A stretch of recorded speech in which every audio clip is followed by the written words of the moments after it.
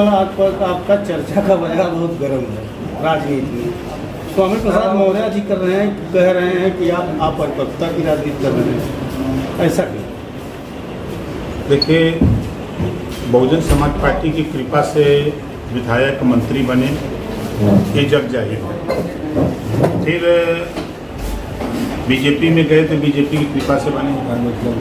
ओम प्रकाश राजभर आज 20 साल से हम अपनी पार्टी बना करके राजनीति करते हैं। हम अपरिपक्व हैं, अच्छी बात है, सीखेंगे उनसे। बड़े भाई हैं वो जहाँ से चुनाव लड़े वो जिलों में साफ हो गए। हम जहाँ से चुनाव लड़े गाजीपुर, पूरा जिलों में जीत लिए। दोनों में तय कर लें कि परिपक्व कौन है, अपरिपक्व कौन है।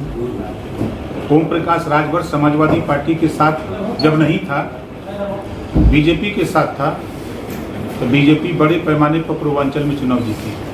हमने बीजेपी का साथ छोड़ दिया। अम्बेडकर नगर, आजमगढ़, आपके गाजीपुर, बलिया, मऊ, आप बस्ती, 4 जिले में खाता नहीं खुला। बस्ती में 1 सीट जीती, मऊ में 1 सीट जीती, बलिया में 2 सीट जीती। इस तरह हमने रिजल्ट दिया। कांग्रेस से अलायंस समाजवादी पार्टी का था 47 सीट में। ओम प्रकाश राजभर, जयंत चौधरी से अलायंस हुआ 125 सीट में। अब इसी से माननीय मौर्य जी को एहसास होना चाहिए कि जब तक ओम प्रकाश राजभर समाजवादी पार्टी के साथ नहीं गया था, तब तक वो भी बीजेपी छोड़ के सपा में नहीं आए थे। जब ओम प्रकाश राजभर ने माहौल बनाया, मऊ के हल्दरपुर में जब रैली किया, उसी दिन से समाजवादी पार्टी लड़ाई में खड़ी थी।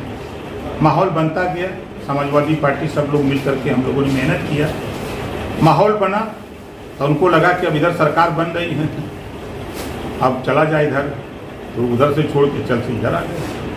और भाजपा का एक बयान आया है, गुजरात और हिमाचल प्रदेश के जो चुनाव होने वाला तो बयान आया है कि जो रेवड़ियों की तरह लोगों को जो फ्री चीज़ें दी जाती था वो बंद होगा। इस पर आप क्या कहेंगे? पार्टियों पर उन्हें तंज कसा है। देखिए, स्वर्गीय अटल बिहारी वाजपेयी जी ने भी कहा है, फ्री देना है तो शिक्षा फ्री दो, फ्री देना है तो इलाज फ्री दो, उन्होंने कहा है। और आज ज़रूरत है, देखिए हम यहाँ जितने लोग हैं, बिजली के बिल से सब लोग परेशान हैं। कोई ऐसा व्यक्ति नहीं है, चाहे वो अधिकारी हो, कर्मचारी हो, किसान हो, मजदूर हो, गरीब हो, अमीर हो, सब बिजली के बिल से परेशान हैं। तो बिजली का बिल तो माफ़ होना चाहिए, महंगाई से निजात होनी चाहिए, एक समान अनिवार्य फ्री शिक्षा देश में लागू होनी चाहिए, गरीबों का इलाज फ्री में होना चाहिए, प्रदेश में देश में जातिवार जनगणना होनी चाहिए। आज आप बस्ती मंडल में, हम बस्ती जिले में हैं, आज जातियों की अगर गिनती पूछा जाए तो कोई जाति का एक्यूरेट गिनती नहीं है सरकारी आंकड़ा। तो इसकी गिनती हो जाए, जिसकी जितनी संख्या भारी उसकी उतनी हिस्सेदारी। तो फ्री में खतरा बटाएगी, जब सबके बराबर हिस्सा मिल जाएगी तो कौन जरूरत बा? क्या लगता है आप फिर बीजेपी में जाएंगे? भैया हम जनता के बीच में हैं।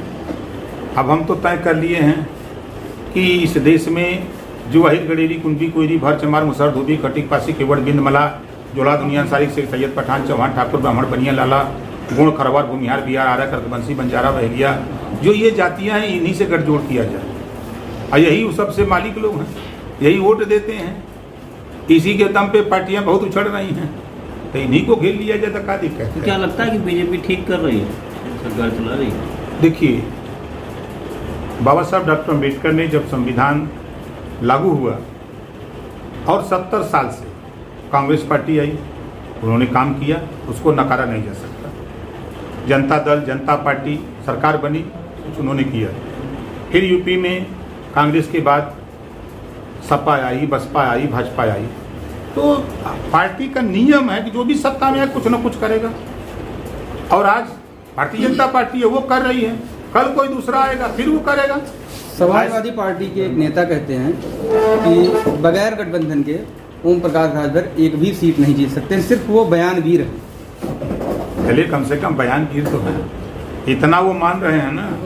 हम साथ नहीं हैं, वो उन्होंने चिट्ठी लिख के दे दिया कि भाई आपकी आवश्यकता नहीं है शिवपाल जी की और ओम प्रकाश जरूरत नहीं है। अब तो 24 का चुनाव सामने आ रहा है, हम अगर बयानवीर हैं तो 24 में पता चल जाएगा कि 22 में 7 रहे तो 125 सीट आ गई, तो 125 सीट में अगर 5 का भाग देंगे तो 25 ही MP होना चाहिए ना। फिर हम बस्ती तो मिलवे करेंगे, हम तो ऐसा नहीं मिलेंगे। 24 के बाद पूछेंगे, उनसे पूछिएगा नेता से जो बयानवीर कहता है वो सही कहता है, रिजल्ट वीर देखिएगा। इसका मतलब 24 का चुनाव आप बीजेपी के साथ लड़ेंगे? नहीं, हम तो जनता के बीच में हैं।